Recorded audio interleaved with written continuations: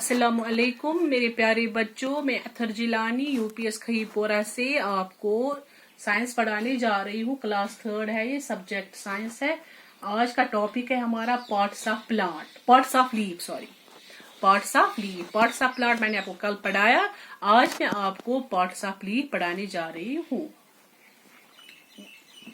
रात वोनमो मैं तक पार्ट्स ऑफ प्लांट क्या क्या root, stem, leaves, branch, flower, fruits तो लिपच अत मज लीव्स मज कुम कुम पार्ट्स तुम परो आज। अत मज पेट कन यथ वनो एपेक्स, मार्जिन और लीफ ब्लेड या लैमिना, यह गई बेस, यह गो स्टिप्यूल यथ वन पेटियोल, यह गई मिड रिब और मिड वेन, यम गई वेन्स या वनो साइड वेन्स। मे निश पनवथर प्रेजेंट बह हामो ते पनवथरस पे वो सा युस हसा यह गई एक यह क्या सा गई मिड रिब या वनो अत मिड वेन। यम वेन्स इंसान मज तो प्रेजेंट रग यथ वनो कशिर पठन। युस यह साइड गो एक यथ वनो लीफ ब्लेड या वनोस मार्जिन या वनोस लैमिना एक यथ। ओके डियर स्टूडेंट्स, यथ वनो एपेक्स एक साइड गो एपेक्स पिछम नैरो साइड। युस यह साइड गो यह गो बेस यथ वना बेस। युस यह गो एक यथ वनो पेटियोल, क्या वनोस पेटियोल। तो यह गई मिड रिब या वनोस मिड वेन। एक यम साइड वेन्स यथ मजन साइड वेन्स यमन वनो साइड वेन्स या वनो वेन्स। ओके पत वो तुम नजदीक थोड़ा यथ मज लकट लकट बहमो तह ये अंद यथ मज यह लक्चर लक्चर लक्चर लक्चर रग यह निच निच निच निच अमन वनान netted veins, netted veins. Okay dear students, एक गई मिड वेन और मिड रिब, यम गई साइड वेन्स और वी कैन से वेन्स, यम गई नेटेड वेन्स यस यथ वनो अंद लैमिना, यह गो लैमिना, यह गो पेटियोल यथ वनो बेस, यह गो एपेक्स। ओके डियर स्टूडेंट्स, वो समझामो बह तुम अख चीज बे यह पार्ट्स ऑफ लीफ, यह पार्ट्स ऑफ लीफ।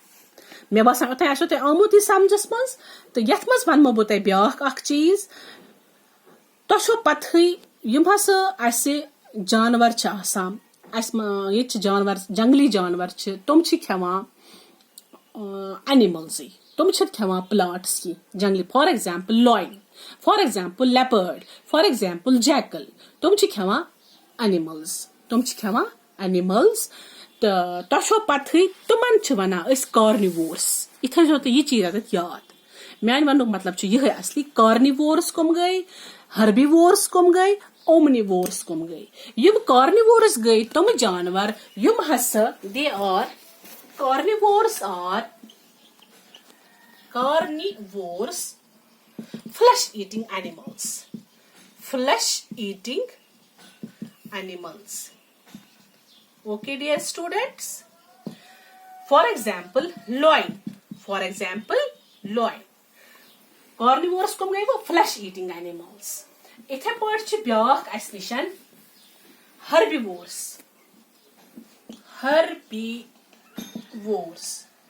herbivores कम गई plant eating animals, plant eating animals। Okay dear students, carnivores are flesh eating animals, they eat only animals, they are flesh eaters, for example loin। Herbivores are plant eating animals, they eat plants। and omnivores, omnivores कम गई omnivores, they eat both plants as well as animals। Okay dear students, for example human beings, for example human beings अस खेवान flesh खेवान माज खेवान plants खेवान। Plants मतलब क्या गो प्लांट गजा खेवान युस प्लांट तैयार करान। फॉर एग्जाम्पल तुम हाक खेवान, पपरी खेवान, रुवांगन खेवान, अल खेवान, वांगन खेवान, भिंडी खेवान। तो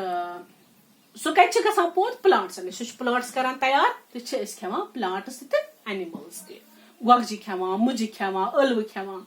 सो we are omnivores, We eats both plants as well as animals. Herbivores are plant-eating animals, and carnivores are flesh-eating animals. Me basa otai otai samjis mas. The wucho tai pata. Yum hasa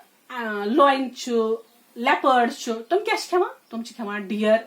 Tum chi as insan it put agar tum as insan anti wushan tum trawan as ti yalki. Magar tum cha tha jangli janavar tum chi janglan mas asa. तुम खेवान तत हिरन हिरन या तुम मेला rabbit खरगोश या cause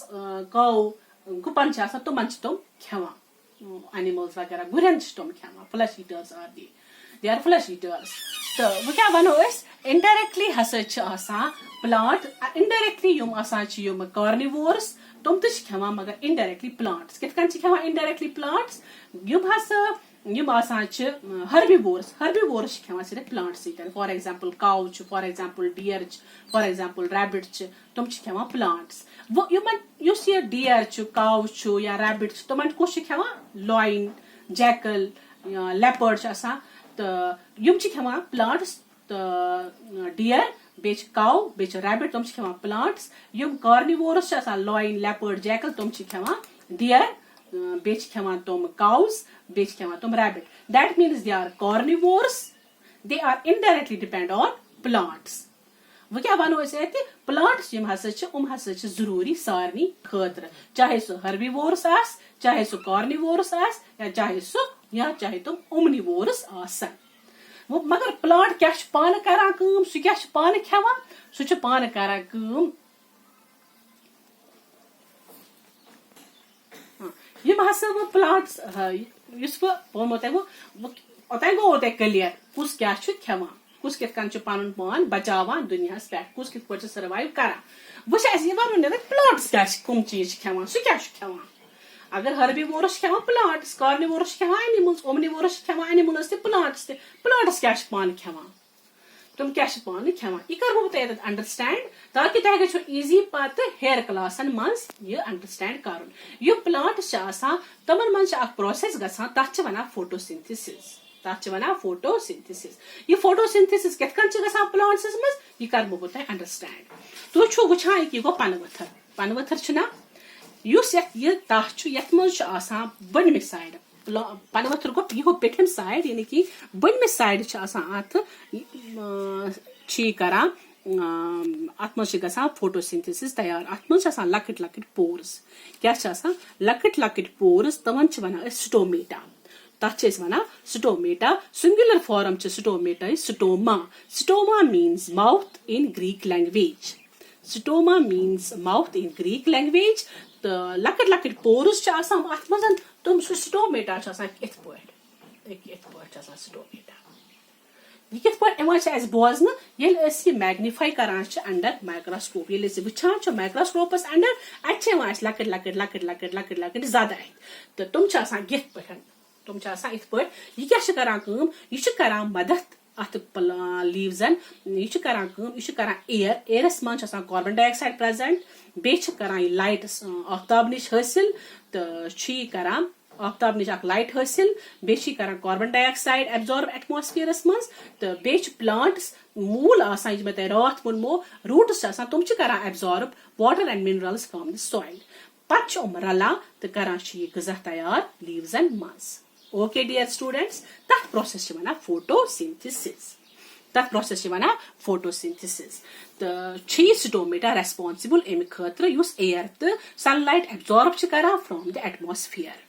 बे स्टोमेटिच ब्याख it also helps in the process of transpiration क्या गो रिलीज ऑफ वाटर वेपर्स तुम वुचान सुबह नेरान नबर कुन पन्न लोनन मन सैर करान तुम वुचान पन वथरन मन आब शबनम सोई शबनम गई वाटर वेपर सो ये करान रिलीज ये अमिस आब ज्यादा गसान तो थोड़ा आब नबर कड़ान पन्ने बॉडी मज प्लांट पन्ने बॉडी मज नबर कड़ान तो लीव्सो क्यों जरिए लीव्सो थ्रू तथ प्रोसेस वनान ट्रांसपायरेशन तो यह रूदू तुम याद यह गई थोड़ा हिंट तो यह क्या पत करो यह डिस्कस हेयर क्लासन मन 6th 7th 8th मज ओके डियर स्टूडेंट्स तो वो तोरो तुम फिक्री क्या यह स्टोमेटा कत leaves one kitchen of the plant क्या किस पे किचनस मज रना करान सोरे कि इथे पे प्लांट ये पन वथरस मज रना करान सोरे कि प्लांट किस लीव्स मज सोरे तैयार गछान ओके डियर स्टूडेंट्स तो वो क्या वन मतलब ब्या चीज युस हसा यह मिड वेन युस यह मिड वेन यह करान bring it brings raw materials from the plant it brings raw materials to the leaves यह raw material करान आना कत पनवथरस मज for example water and minerals from the soil सह गसान थ्रो रूट्स पे वातान सो स्टेमस मज स्टेम थ्रो वातान यपर आना मिड वेन करान सप्लाई अत लीव्स तो यम लक्ष्य लक्ष्य वेन्जन हज क्या लाइक साइड वाइन साइड ये गजा गो तैयार दिवान अत करान सप्लाई कत यत मिड वेन मिड रिब पे अपरी गसान गजा गजा वातान प्लांट किस स्टेमस मज तो बे बाकी बाकी पार्ट्स मज प्लांट किस तो यम करान यथ मजन सप्लाई तो यह करान पत योर प्लांट्स सप्लाई तो योर आना रॉ मटेरियल इत पे आना तो करान सप्लाई लीव्सन मज तो रॉ मटेरियल क्या क्या water and minerals from the soil तो कार्बन डाइऑक्साइड एयर करान stomata through absorb from the atmosphere बेच यथ मज क्लोरोफिल सह इंपॉर्टेंट फोटोसिंथेसिस गस्त खतर क्लोरोफिल क्या that is a pigment which is present in green plants that is a pigment which is present in green plants तो सह मौजूदगी मज सनलाइट मौजूदगी मज कार्बन डाइऑक्साइड मौजूदगी मज फोटोसिंथेसिस गसान बेच वाटर तो अत बाय प्रोडक्ट नान तथ वन ग्लूकोज करान पे खतर तैयार गजा बे ऑक्सीजन रिलीज करान सो ऑक्सीजन प्रोडक्ट नान फोटोसिंथेसिस मज सह करान वापस एटमॉस्फेयरस मज सो ऑक्सीजन चवान we human beings we use this oxygen which is the product of photosynthesis in the plants take carbon dioxide वो कोता जरूरी छी कुल सान खतर तो कुल कित कन छु पनुन गजा पाने तैयार करान तो रोते फिक्री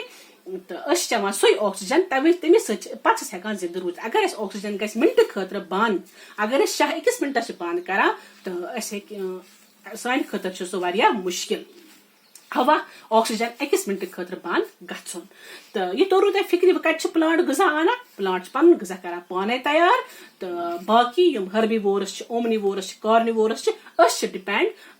carnivorous are depend on animals they are but animals are dependent on plants like this deer cow but we can say these carnivores are indirectly dependent on plants so we can draw at it as climax kya climax we all are dependent on plants सारी dependent plants पे चाहे तुम carnivorous आसन चाहे तुम herbivorous आसन चाहे तुम ओमनीवोरस आसन we are all dependent on plants वो ते अदत लगायो ती पाने अंदाज कोता छी प्लांट जरूरी सन लाइफ खतर लाइफ एग्जिस्ट गसन खतर कसा छी प्लांट जरूरी तो प्लांट कित कन छु गजा करान तैयार वोनमो मे त यत लीव्स मज तो मे बासा त ओ असल पट समझ